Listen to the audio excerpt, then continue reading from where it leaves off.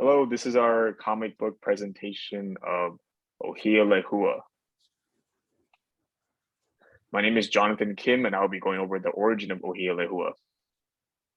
ʻOhiʻa Lehua is an endemic species to Hawaii, meaning the species is found nowhere else in the world except for Hawaii. ʻOhiʻa Lehua is a pioneer species on new lava flow, which means that this plant has adapted over time to grow directly on the lava rocks. And the seeds of ʻOhiʻa Lehua travel pretty easily in the wind and burrow themselves in the lava rocks. And this is potentially how the ʻOhiʻa Lehua flourished as endemic species in Hawaii through wind dispersal and then being able to grow in these harsh environments. The ʻOhiʻa Lehua is the most common native Hawaiian endemic tree. The early native Hawaiians used the trunk of this plant to construct things like houses, canoes, and weapons. And the flowers were also used in traditional leis and in hula dancing. The ʻOhiʻa Lehua flowers and nectar supports some native Hawaiian birds, such as the apapane and then the mama, which is unfortunately now extinct. The ʻOhiʻa Lehua forests also provide natural habitats for an abundant number of invertebrates, birds, and other plants. The ʻOhiʻa Lehua was a monumental species in the Hawaiian ecosystem back then, and it still remains very important until this day. Hi, my name is Mercedes, and I will be talking about the cultural significance of ʻOhiʻa Lehua, which is woven deeply into Hawaiian culture through symbology and mo'olelo stories, mele songs, and oli chants. ʻOhiʻa serves as a sacred kino lau, or physical manifestations of multiple Hawaiian deities such as Ku, the god of war manifestations, Laka, goddess of hula in the forest, Pele, goddess of the volcano, Hi'iaka, sister of Pele, and Kane, god of fresh water. There are two well-known mo'olelo about how the ʻOhiʻa Lehua was created.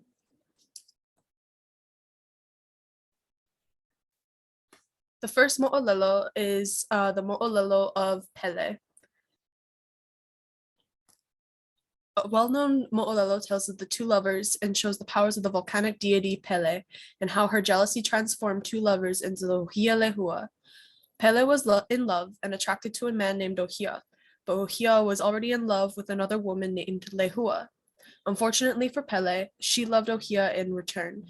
Understanding that she could not have ʻOhiʻa made her furious and hurt. In an act of wild jealousy and rage, Pele transformed him into a gnarled tree. Lehua begged Pele to reverse the spell, but she cruelly refused to undo what she had done. Desperate to be with the man she loved, Lehua asked her amokua, or deified family ancestors, to intervene. In agreement to be with the one she loved, they decided the lovers should be united forever and transformed her into the brightly colored blossom that adorns the ʻOhiʻa tree. To this day, it is said that if you pick the tree's flower, it will begin to rain because the two lovers are being separated. The next mo'olelo is of Kuka ʻOhiʻa Alaka and his sister Kau Akua Ahini. Kuka ʻOhiʻa Alaka and his sister Kau Ahine voyaged to this island of Hawaii from the distant land of Kahiki. Kuka was known to be an excellent fisherman. He instructed his wife to share their caught fish with his sister in exchange for fresh vegetables that she brought from where she lived. However, his wife decided to be greedy and went behind Kuka. When Ka'aukuahine came from the mountains to bring vegetables to her brother's family, his wife would only give her salt, saying that her husband did not catch any fish that day. This was not the truth, however, as her husband was an excellent fisherman. He came back with plenty of fish to share, but she hoarded all that he caught for herself and her family. Every day, Ka'aukuahine would return to her sister-in-law, but it seemed useless to burden herself with carrying vegetables to only return with salt and seaweed for her patiently waiting and hungry family. One day, Kuka's children ran out to greet their aunt when she came near the house. In frustration, she gave each of them a slap. This action had consequences and changed them into rats, and in despair out of what she had just done, she turned herself into a spring. After the transformation, the spirit of Ka'aukakuahine traveled across the ocean to tell her brother Kuka of her fate. Kuka returned home and confronted his wife after having this vision.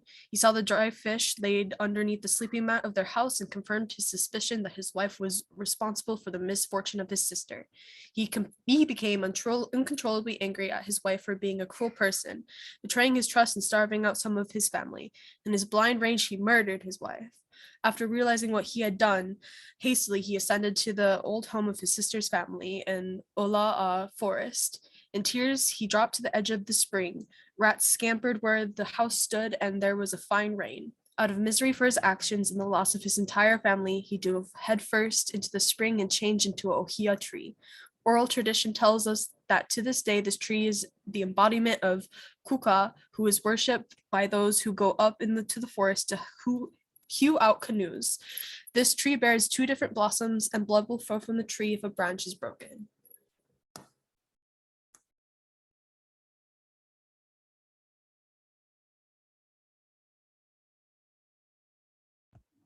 Hi, my name is Julia, and I will be talking about the Kinolau and hidden meanings. The kaona, or hidden meaning of these 2 very different stories, share valuable lessons with us, as well as shows a connection between ʻOhiʻa and water. The kaona in the mo'olelo, oli mele, and hula that ʻOhiʻa embodies a part of Hawaiians and is foundational in the interconnectedness, spirituality, and understanding between the people and the place, home. Because of ʻOhiʻa, many different characteristics and abilities, different mo'olelo, oli mele, and hula are taught throughout generations so that children and community embody all aspects of this very important and resilient tree. It also teaches to give back to a place and a species that is very foundational to the people, as well as our unique Hawaiian ecosystems.